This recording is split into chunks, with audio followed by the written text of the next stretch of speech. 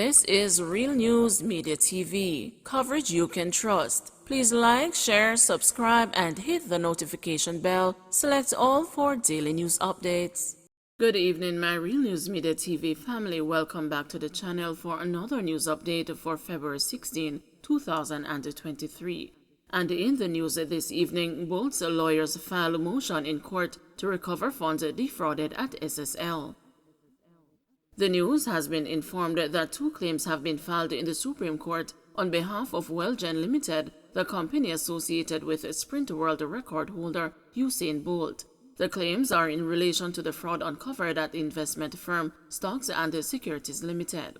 Bolt reported that he was fleeced of more than $12 million in the scam. His attorney, Linton Gordon, told the news that an order has been made in one of the claims, but he declined to divulge further details. Following the expiration of a 10-day ultimatum for the return of his client's funds in January, Mr. Gordon told the media that he met with temporary manager of Stocks and Securities Limited, Kenneth Tomlinson. At the time, Mr. Gordon acknowledged that the world record holder may have to file a lawsuit in a bid to recover the missing funds.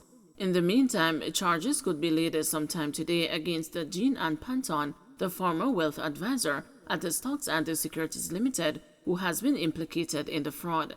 Ms. Panton was questioned for several hours for the second straight day on Wednesday by fraud squad detectives and officers from the Financial Investigations Division.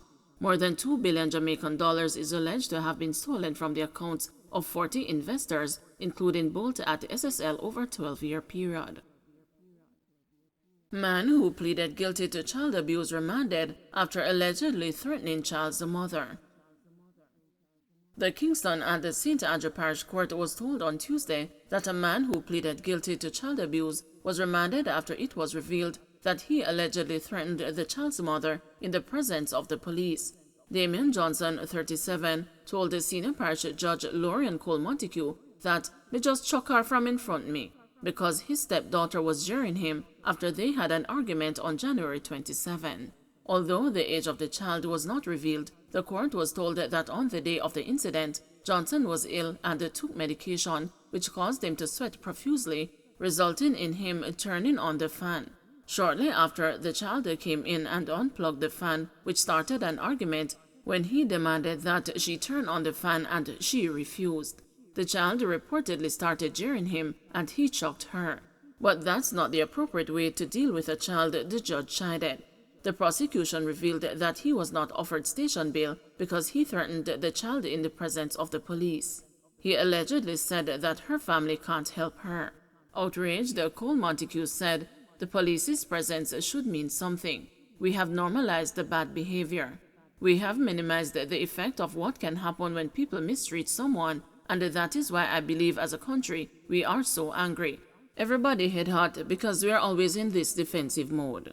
Revealing that she has already moved out of the man's house, the child's mother told the judge that she wanted him to go to counseling. "I am more concerned about your daughter," Cole Montague said. She added, "Sometimes these things happen and we don't know the effect it have on the children. Sometimes when young girls don't have the type of relationship that they have with their fathers, and any little idiot out there would tell them foolishness and them take it." The man was ordered to return to court on March 7, and a social inquiry report was ordered for him before he is to be sentenced. "I think you need a little more time to cool your head," the judge told him. "I realize the citizens of this country, they don't have any respect." Her statement was interrupted when she observed Johnson glaring intensely at the woman. She advised him to stop, then said, "We have to go back to the place where the court means something." However, minutes after he was escorted out of the courtroom, Johnson was hauled back in by a police officer.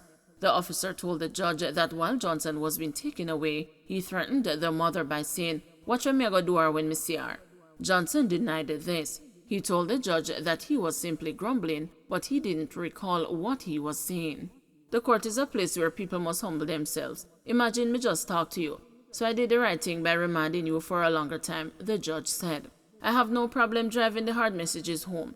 Take him and let us see if this second attempt he will be humble," she added. Johnson was then quietly removed from the courtroom.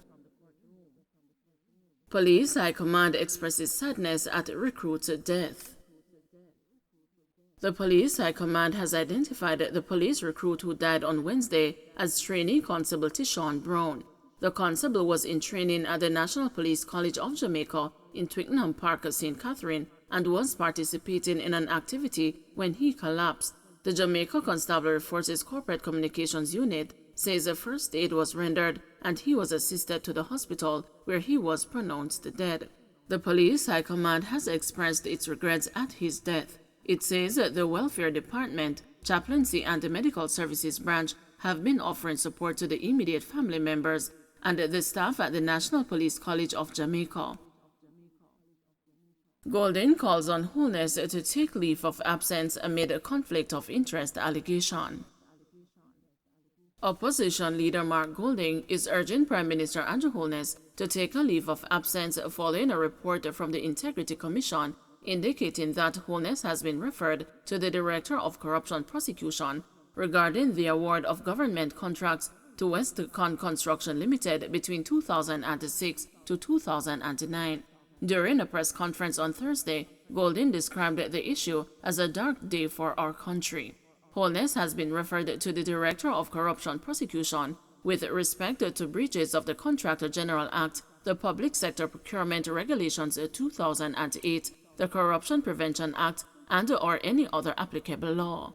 This situation with a referral of the Prime Minister for possible prosecution is unprecedented in the history of Jamaica. Never before has any of our head of government, the Prime Minister of the country, has been referred to a prosecutorial authority for corruption-related allegations arising out of his conduct in public office, Golding said. This matter undermines Jamaica's image in the international community and among our key development partners and is a major embarrassment for the Jamaican people, he continued, adding that the Prime Minister is at the head of the stream when it comes to national governance. Golding argued that the Jamaican people are growing increasingly cynical that there is no accountability among the political class of the country for wrongdoing. He said this referral of the Prime Minister for prosecution by the country's principal anti-corruption institution raises serious questions about integrity, credibility, and his fitness to lead the country. The Prime Minister cannot remain in office while this possible prosecution for corruption charges is hanging over his head. The Prime Minister's response so far is to deny any wrongdoing. However, that misses the point. The national institution with responsibility for anti-corruption efforts has extensively investigated this matter. They have issued a detailed report of over 100 pages, and they have referred the Prime Minister for possible prosecution by the Director of Corruption Prosecution, Golding said. Golding added that at this time he is not asking for his resignation, only for him to take away himself on the leave of absence until the matter has been resolved. Also implicated in the matter are state agencies, the National Works Agency, and the Social Development Commission. The NWA has been accused of contempt. Additionally, while noting that his statutory declaration has been certified by the Integrity Commission, Golding stated that the Commission could issue a report to Parliament detailing the circumstances surrounding why Holness's 2021 statutory declaration has not been certified. On Wednesday evening, Holness hit back at the allegations, which he said are based on mere association.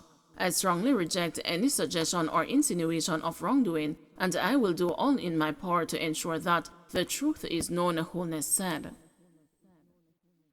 Don't forget to like, share, subscribe, and hit the notification bell. Select all for daily news updates.